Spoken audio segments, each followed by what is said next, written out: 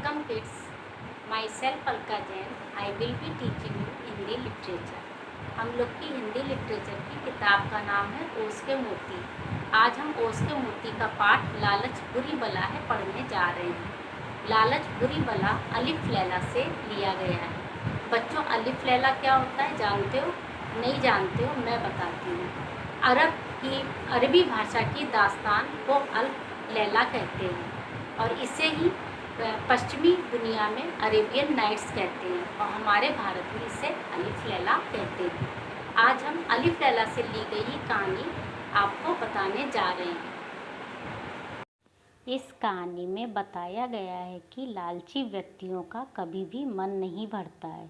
उन्हें हर समय किसी न किसी चीज़ की लालसा बनी रहती है और इस लालसा के चक्कर में वे अपना सब कुछ खो देते हैं। चलिए अब मैं आपको लालच बुरी बला का सारांश बताती हूँ।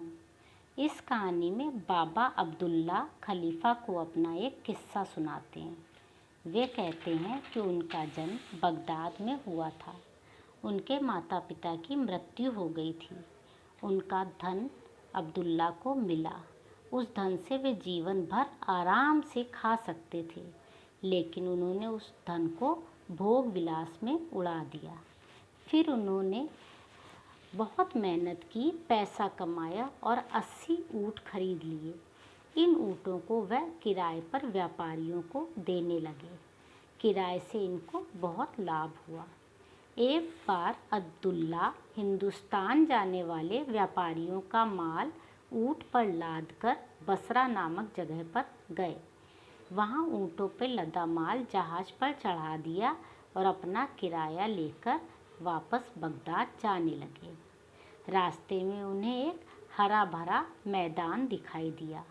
वहाँ उसने ऊँटों के पाँव बांध दिए और घास चढ़ने के लिए छोड़ दिया और खुद आराम करने लगे कि तभी एक फ़कीर वहाँ पर आकर बैठ गया। वह भी बसरा से बगदाद जा रहा था। अब्दुल्ला जब खाना खाने लगा तो उसने फ़कीर को भी खाना खाने के लिए कहा। फिर दोनों आपस में बातें करने लगे। फ़कीर ने अब्दुल्ला से कहा, तुम बेकार में इतनी मेहनत करते हो।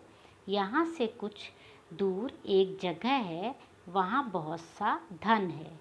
वह सारा धन तुम ऊँटों पर लाद लो, तुम्हारे पूरे जीवन के लिए बहुत है। अब्दुल्ला ने यह बात सुनकर उस फ़कीर को गले लगा लिया और कहा, तुम मुझे उस जगह को दिखा दो तो ऊँटों को रत्नों से लाद दूँ और बदले में तुम्हें एक ऊँट दे दूँगा।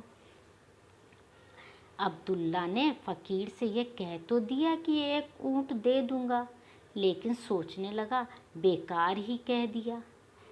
इस तरह कभी सोचता, अरे चलो कोई बात नहीं, एक ऊँट दे दूँगा, 79 ऊँट तो मेरे पास बचेंगे ही। फ़कीर उसका चेहरा देखकर समझ गया कि उसके मन में कुछ द्वंद्व चल रहा है। फिर बोला, मैं एक ऊँट का क्या करूँगा? तुम्हें मैं एक शर्त पर वह जगह दिखाऊँगा जब तुम 40 ऊँट मुझे दे दोगे। अब्दुल्ला ने उसकी बात मानकर 40 ऊँट देने का वादा कर लिया। अब दोनों आगे बढ़े। पहाड़ों के बीच से होते हुए एक खुले स्थान पर पहुँचे। फ़कीर ने कहा, ऊँटों को यहीं पर बैठा दो। कुछ दूर जाकर फ़कीर ने सूखी लकड़ियाँ इकट्ठी की और उनमें चकमक पत्थर से आग लगा दी और फिर अपनी झोली से सुगंधित द्रव्य निकालकर आग में डाल दिया। सुगंधित द्रव्य का मतलब है एक तरल पदार्थ, और उस पदार्थ के डालने से धुएं का एक बादल बना और बादल एक और चलने लगा। कुछ दूर जाकर वह बादल फट गया। फिर वहाँ एक रास्ता बन गया जो टीले तक गया। अब्दुल्ला और फ़कीर उस टीले पर पहुँचे तो वहाँ एक दरवाज़ा दिखा। दरवाजे से आगे बढ़े तो एक गुफ़ा मिली। गुफा में जिन्न का बनाया हुआ भवन था। उस भवन में बहुत सा धन, अशर्फियाँ, रत्न भरे थे। अब्दुल्ला अशर्फियों के ढेर पर ऐसे झपटा जैसे कोई शेर अपने शिकार पर झपटता है। फकीर रत्न उठा रहा था। अब्दुल्ला से भी कह रहा था कि तुम भी केवल रत्न उठाओ। अब्दुल्ला ने ऊँटों की खुर्जियों में रत्न भर दिया। खुर्जियाँ कहते हैं जो ऊँटों पर बड़े बड़े थैले लादे जाते हैं, उन थैलों में रत्नों को भर दिया। वहाँ पे आगे बढ़े फ़कीर तो वहाँ पे सोने की वस्तुएं रखी थी। फ़कीर ने सोने का एक संदूकचा खोला और उसमें से एक लकड़ी की डिबिया निकली। उस डिबिया में एक मरहम रखा था। मरहम मतलब ऑइंटमेंट, दवाई की ट्यूब। उसने डिबिया बंद कर जेब में रख ली। फिर आग जलाकर सुगंध डाली, मंत्र पढ़ा। वह भवन, गुफा, टीला सब गायब हो गए। फिर दोनों उसी मैदान में आ गए जहाँ ऊँट थे। सारे ऊँटों को खुर्जियों से लादकर वे वापस चल दिए।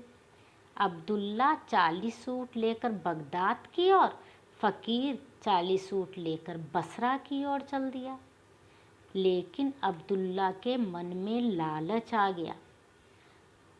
उसने दौड़कर फ़कीर को आवाज़ दी और कहा, आप मुझे 10 ऊँट दे दीजिए। आप तो भगवान के भक्त हैं, आप क्या करेंगे? फ़कीर ने शांति से 10 ऊँट उसे दे दिए। इसी तरह बार बार अब्दुल्ला ने 10-10 करके फ़कीर से सारे ऊँट ले लिए।